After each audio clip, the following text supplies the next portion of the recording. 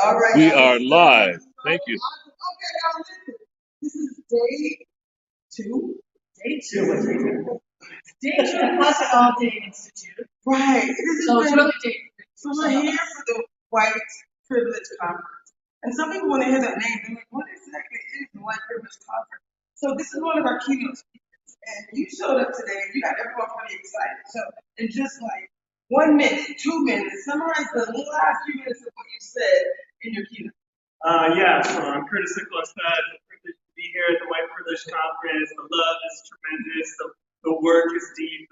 It's fantastic. So I was just trying to share our story about the importance of ethnic studies, the importance of culturally responsive education, how transformative it can be, and what I didn't get to, but I really wanted to get to, and I'm glad that workshops are doing this, is talking about how white educators need to step up, step through with their solidarity efforts, and that they're invited and a critical and essential part of this movement.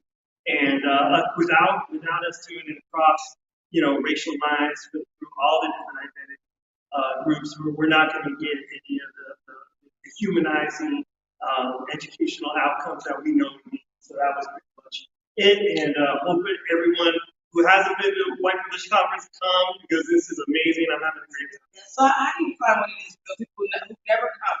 What would you tell them? Well, yeah, I mean, I come from K-12 educator background as a high school teacher.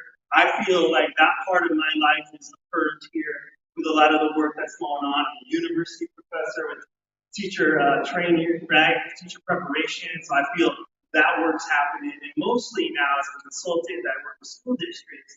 There's a lot, the DEI work is blowing up, and there's a real authenticity here that people are trying to talk about. When it's real talk about that this isn't performative, and that there's so many folks here that we deal with the performative all the time. We're talking about leaders that need skills that we have to manage up, coach up, and I think you're having that. So that when you come here, you can find a lane and operationalize for your own context what the biggest impact you can make, right?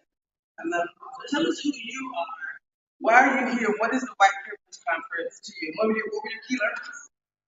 Well, I'm Heather Moore. I'm an educator, a high school teacher from Seattle. And my first White Privilege Conference was 5 years ago.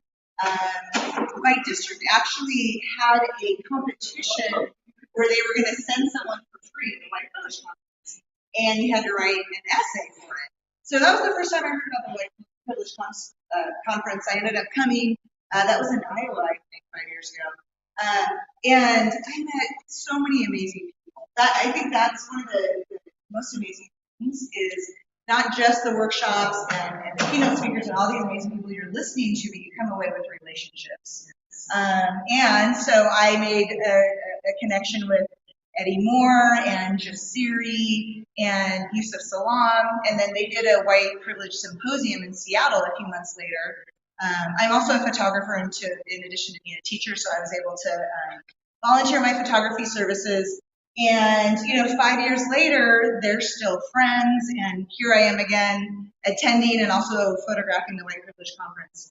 And like you mentioned, it's a place where you meet people and you grow together, right? And everybody recognizes that it's a growth process, that it's not a one and done, that we're on this journey together. And that's the beautiful thing is the relationships. We're having a wonderful time. We're running out of battery, but we're live at the WPC in Mesa, Arizona. Thank you all for being here.